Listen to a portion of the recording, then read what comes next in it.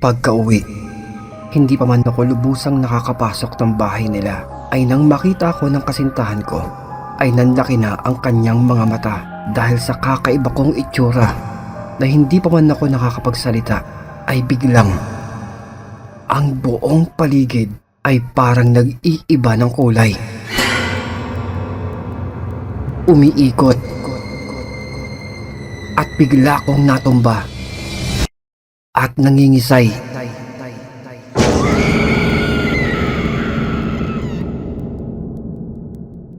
Ako po si Risa, nasa hustong gulang.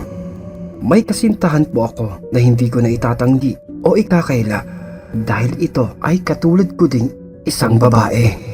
Dahil sa aspeto ng relasyon namin ganito ay dito ko mas nararamdaman ang pagmamahal na sa akin ay nararapat. Isang pag-ibig na ibinabalik din ng todo sa akin, ang magmahal at labis din akong mamahalin ng tapat. Nagkaroon po ako ng libreng oras noon, kaya nagplano akong bumisita mag-isa sa kanilang lugar doon sa may napakagandang probinsya ng Ilocos. Dumayo po ako sa probinsya nila para na din maharap ng personal ang kanyang pamilya. At labis nga silang natuwa dahil sa aking pagbisita na syempre dahil galing Maynila ay ilang kaibigan, kapitbahay at kamag-anak din nila ang bumisita para ako naman ay makita.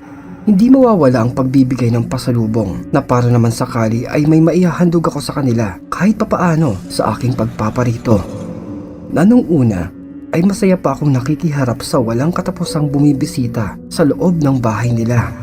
Pero dahil ako ay napapagod din, nagsabi ako sa partner ko na siguro magpapahinga na muna ako. Ngumiti naman ito, saka inihatid na ako sa kanyang kwarto na siya na daw ang bahala sa mga bisitang naiwan ko. Pero hindi pa man ako nakakatulog ng malalim ay napadilat ako dahil parang naririnig ko ang partner ko. Tila may kausap ito sa may labas at nakikipagtalo. Babangon pa sana ako, pero parang narinig ko na umalis na din ang kausap nito. Kaya bumalikwas na ako upang ituloy ang pagpapahinga ko. Nasiyang pagpasok din naman ng kwarto ng partner ko.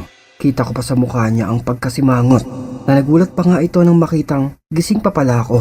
Kaya ika ko, ano ba ang meron? At parang mainit ang kanyang ulo. Pero matamis lang nang ngumiti ito, saka umiiling na ika niya ay huwag ko na itong intindihin, walang anuman ang aking napakinggan. Na bago ko pumikit, ay humingi ng paumanhin ang partner ko, na ika niya ay pagpasensya na ang kanyang mga kalugar, kaibigan at mga kamag-anak dahil siguro labis lamang silang natutuwa. Pero bawasan ko naman daw ang masyadong maging mabait na baka pagbalik ko ng Maynila ay maubos na ang aking mga gamit dahil sa kakahingi ng mga lumalapit. Hindi naman daw kasi mawawala sa mga tao ang maging abusado. Alam din nila na hindi nakakatanggi dahil sa kahihiyan, kaya sa susunod daw na may humingi o lumapit pa sa akin ay siya na mismo ang kakausap. At ika niya ay matulog na daw ako dahil bukas ay ipapasyal niya ako sa magagandang lugar ng Ilocos. Na totoo nga, napasyalan namin ang iba't ibang magagandang lugar ng Ilocos. Napakaganda, napakayaman sa kalikasan at hindi mo pagsasawaan ang mga pasyalan. Pero isang araw, lumabas ako para bumili sa isang tindahan dahil may nakaligtaan kaming bilhin na rekado, kaya ay sumaglit na ako. Pabalik na sana ako nang biglang paglingon ko ay tumambad sa akin ang isang matanda. Kamuntikan pa nga akong sumigaw dahil talagang nagulantang ako. Lalong napakalapit ng aming muka sa isa't isa. At kita ko, tila galit ang kanyang itsura. Kaya ika ko sa may matanda ay makikiraan lamang po. Pero nakatitig lamang ang matandang babae. At ayaw nitong umalis. Nananatili itong nakatitig sa akin. Nasa huli, mas kinilabutan ako dahil bigla itong ngumiti. Na ika niya, siya daw ay nagbibiro lamang. Nasabi pa niya, hindi ko ba daw siya nakikilala? Na napailing naman ako at magalang na tumugon sa kanya dahil hindi ko pa nga ito nakikita o nakikilala. Kaya dito ay muling sumimangot ang matanda. Nandilisik ang mga mata. Nang biglang tinapik ako nito sa aking balikat at ika niya, sabihin ko daw sa aking kasintahan na madamot siya. Hindi ko na po natandaan ang salitang Ilocanong na bitawan niya, pero ang tangi ko lamang natatandaan na malinaw niya pang sinabi ay madamot. Madamot ang aking kasintahan. Saka bigla na itong tumalikod at umalis. Naiwan naman akong nagtataka dahil bukod sa hindi ko nga siya kilala ay hindi ko pa nauunawaan ang mga sinasabi niya. Nanatauhan lamang ako nang magsalita ang babae sa aking likod na ika daw ng tindera. Huwag ko na daw itong intindihin pa dahil kahit ang kasintahan ko nga daw ay hindi ito pinapansin masyado. Kahit na kamag-anak daw niya ito ay mas madalas hindi niya ito kinikibo. Kaya huwag na daw akong mag-alala dahil walang anuman ito. Pagka-uwi, hindi pa man ako lubusang nakakapasok ng bahay nila ay nang makita ako ng kasintahan ko ay nanlaki na ang kanyang mga mata dahil daw sa kakaiba kong itsura. Tanong pa niya, bakit daw ako namumutla? Mapungay ang aking mata at parang nakatabingi ang aking muka. Hindi ko naman ito alintana ang sinasabi niya, pero hindi pa man ako nakakapagsalita. Biglang ang buong paligid ay parang nag-iba ng kulay. Umiikot. Bigla akong natumba at nangingisay. Nataranta ang kasintahan ko, kaya ay agad niya akong binuhat, saka itinakbo pa palabas at nagsusumigaw ito upang humingi ng tulong. Pinagtitinginan ito ng mga tao, nakikiusyoso, at nakita pa nga nito ang mga taong makaraan lamang ay bumisita sa may bahay niya. Mga taong sumilip at bumisita upang manghingi ng mga pasalubong. Pero dito siya nagalit dahil halos nakatunganga lang daw ang mga ito sa kanya. Nakikiusyoso imbis na tulungan ang kasintahan ko. Na mabuti na lamang daw at napadaan ang isa niyang kaibigan. Na eksakto namang namamasado daw ito ng kanyang tricycle na walang tanong-tanong na ikapa sa kanya ay isakay na ako at kumapit ng maigi dahil haharurot sila ng pagtakbo. Pagdating namin ng ospital, nairatay agad ako sa may higaan na dito ay walang tigil akong nagsusuka, dumadanas ng napakatinding panginginig na para nga daw akong nangingisay. Akala pa nga ng kaibigan ng partner ko, para na daw akong mamamatay. Paulit-ulit, pinagpapawisan ng malapot at ang aking paningin ay walang tigil sa pag-ikot. Damang-dama akong pakiramdam na nauubusan ng lakas dahil sa walang humpay kong pagsusuka. Natanong naman ng uma-assisting nurse ay kung ano ba daw ang aking huling nakain, para doon ay malaman kung saan ba nagkaroon ng problema. Umiiling naman ang partner ko dahil pabalik pa lamang nga ako nung mga oras na iyon dahil bumili ako ng rekado para sa aming lulutuin at hindi pa kumakain ng kahit na ano. Na kanyang ipinagtataka ay bakit bigla naman akong nagkakaganito. Na dahil sa pagkakasakit kong ito, ilang sandali kaming nanatili sa may paggamutan. Ika pa ng doktor na tumingin sa akin. Maayos naman na daw ang aking kalagayan. Mabuti ako ay naagapan sapagkat kamunti ka na daw akong maubusan ng hangin at tubig sa aking katawan, dala ng walang tigil na pagsusuka at kakapusan ng aking paghinga. Kaya di na ako nagtaka sa mga nakaturok sa akin at nakasalpak sa bibig para humigop ng hangin. Kinabukasan ay nakauwi naman agad kami. Sumalubong pa nga ang kanyang ina na siyang naiwang nagbabantay sa may bahay. At nagulat ang partner ko sa kanyang mga nalaman. Dahil ayon daw sa matinik na pag-iimbestiga ng kanyang nanay na ika mismo ng partner ko ay isa itong natural at batikang chismosa. Ay alam na nito kung sino ang salarin sa nangyaring masama sa akin. Sapagkat ika daw ng babaeng kanyang napagtanungan doon sa may tindahan na huling nakausap ko ay walang iba kundi ang kanila ding kamag-anak. Ang kanilang kamag-anak na makaraan lamang ay bumisita sa kanilang tahanan. Pero hindi ko daw ito nakaharap dahil sa ako nga noon ay kasalukuyan nang nagpapahinga. Bumisita daw ito upang lumapit sana o makahingi ng kaunting grasya. Pero ika naman ng partner ko ay sa may susunod na lamang dahil kailangan pa muna niyang asikasuhin ang kanyang bisita at kailangan din niya ang perang hinihingi niya. Lalo't medyo gipit din siya at kailangan sa gastusin ng babuyan nila. Na dahil dito, ika naman ang matanda sa kanya ay nasaan ba daw ang bisita at nais na lamang nitong makita. Na ako naman noon daw ay kasalukuyan nang natutulog doon sa may kwarto niya. At ika ng matanda ay sa akin na lamang daw ito hihingi ng pera kung ayaw niya. Mapilit daw talaga itong nanghihingi kaya sa labis na inis. Ika ng partner ko, hindi naman galing abroad o ng ibang bansa ang kanyang bisita at hindi porke galing din ito ng Maynila ay mamumudmud na ito ng pera. Kaya pasensya na daw at hindi ito ang tamang oras para sa panghihingi niya. At nang makaharap ko nga ang matandang kamag-anak nila doon sa may tindahan ay kitang-kita daw ito ng tindera. Ang nandilisik na mata ng matanda. Saka may sinabi daw ito sa kanilang dialekto at nag-iwan daw ito sa akin ng pagtapik bago umalis ang matanda. Dahil dito, galit na galit ang partner ko. Sandali akong inihabilin sa may nanay niya at agad itong tumungo doon sa bahay ng sinasabing kamag-anak nila para usigin sa kanyang ginawa.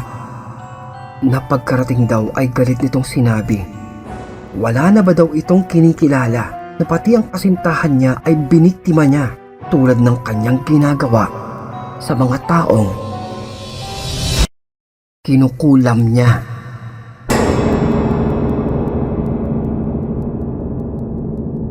Nangilabot ako nang malaman ko ang tungkol dito dahil hindi ako masyadong nagpapaniwala sa mga ganito at sa mga palabas ko lamang naririnig ang tungkol sa mga balitang ganito. Pero nanatiling tahimik lamang daw ang matanda. Nakasimangot, umiismid. Nasa huli ay ika pa daw ng matanda ay kung tapos na daw ba itong magsalita ay makakaalis na siya dahil hindi daw tanggap sa kanyang maliit na kubo ang mga taong katulad niyang madamot. Dito ay labis nang nagalit ang partner ko. Galit na wala na siyang nagawa kundi iwanan ito ng mabigat na pagbabanta. Nasa pagsapit ng dilim at kapag ang kanyang kasintahan daw ay hindi pa rin gumagaling, ang ginawa ng matandang ito ay makakarating sa mga kapatid nito, lalong-lalo na sa pinakamatanda sa may angkan nila dito.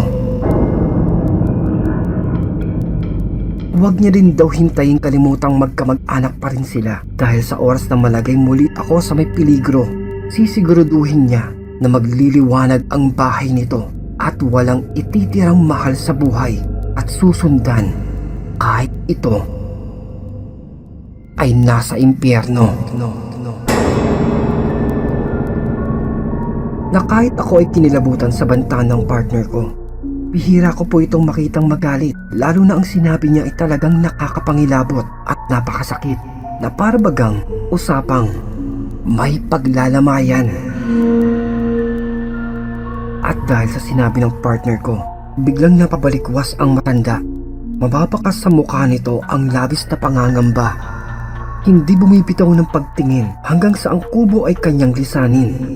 Naiwan ang matandang nakatunganga at nakatingin. Nasa pagsapit nga ng gabi, matapos niyang mapakulo ng tubig na may dahon ng bayabas, kamyas at luya kasama ang pausok ng kamangyan. Ito daw ay habilin kasi ng kanyang ina para ako ay mabanyusan upang gumanda na ang aking pakiramdam. At nagulat ito nang biglang kusang bumukas ang kanilang harapang pintuan. Ngunit nang masdan nila itong maigi ay wala namang tao,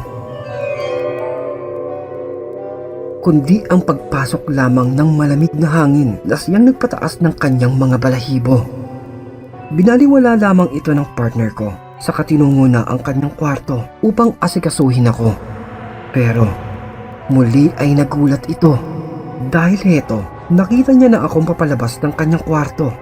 Tigmak ng masaganang pawis at ang mga mata ko ay bakas pa rin ang panghihina at pandulumo. Ika ko pa nga sa partner ko, wala bang kuryente at napakainit naman sa kanyang kwarto. Na nung mga oras na ngang iyon ay nais ko pang maligo dahil talagang maalinsangan ang aking pakiramdam. At gusto kong kumain dahil oo nga, kailan ba ako huling kumain nung mga oras na iyon? Nagtataka naman ang partner ko. Tanong pa nga nito ay kung maayos na ba daw ang pakiramdam ko, na napakunot lamang ako ng noo dahil parang kakaiba nga ang pakiramdam ko. Napakagaan na parang biglang nawala ang isang mabigat na bagay sa akin ay nakadagan. Napangiti na ang partner ko, niyakap ako ng maigpit, labis nagpapasalamat dahil ako ay maayos na. Na makalipas ang ilang sandali, dumating ang nanay niya kasama ang pinakamatandang lolo nila at ika sa kanya nito. Huwag na siyang magagalit at siya ay kumalma na dahil nakausap na daw nito ang nakaalitang lola niya. At nangangako daw itong hindi na muli pang uulitin ang nagawa niya at ipinapaabot ang paghingi ng pasensya dahil sa kanyang maling nagawa. Hindi ko naman ito maunawaan kung ano nga ba ang tinutukoy nila. At hindi na naglihim pa ang partner ko at ikinuwento ang buong detalye, lalong lalo na ang nangyari sa akin dahil sa may pakana ng lola nito. Na ang matandang aking nakausap pala ay isa palang mangkukulam. Hindi ko maiwasang pangilabutan nang marinig pa ang mga kwento tungkol sa matandang babaeng tinutukoy nito.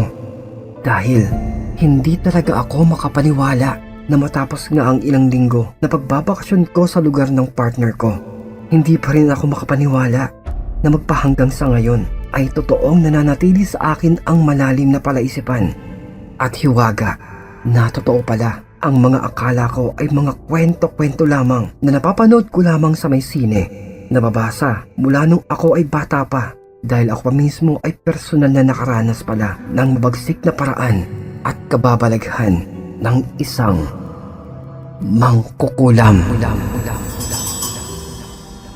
Kayo ba? Sa tingin ninyo, totoo ba talaga ang kulam? Oy mga kaibigan, maraming salamat sa inyong pakikinig. At kung inyo pong nagustuhan ang ating naitampok na kwento ay isang napakalaking bagay po ang pagpindot nyo ng like, pag-subscribe para hindi mahuli sa biglang pagsusulputan ng ating mga malakabuting mga kwento. Na napakalaking tulong din po ang pag-iiwan nyo ng positibong mensahe. Na kung may pagkakataon din na maibigan mo itong maibahagi ay pindutin lamang ang ating share button. Isang maliit na bala lamang po, ngunit tatanawin ko po itong napakalaking bagay. Mainit na pagmamahal, taos puso ninyong pagsuporta at pagtangkilik para sa ating pang mas mahaba pang kwentong katatakutan at kulitan dito lamang po sa ating napakagulong tambayan. At kung nabitin ka pa ay silipin lamang ang ating mga kwento at playlist na siyang matatagpuan po sa kaloob-loobang detalye ng ating maliit na channel. Yun lamang po, at ito po ang inyong lingkod na nagsasabing maraming salamat at magpapasalamat pa pong muli. This is your one and only Kulas, your very own original daily dose of Tagalog horror good vibes na nagsasabing stay safe and fresh everyone and always stay awesome. Peace out.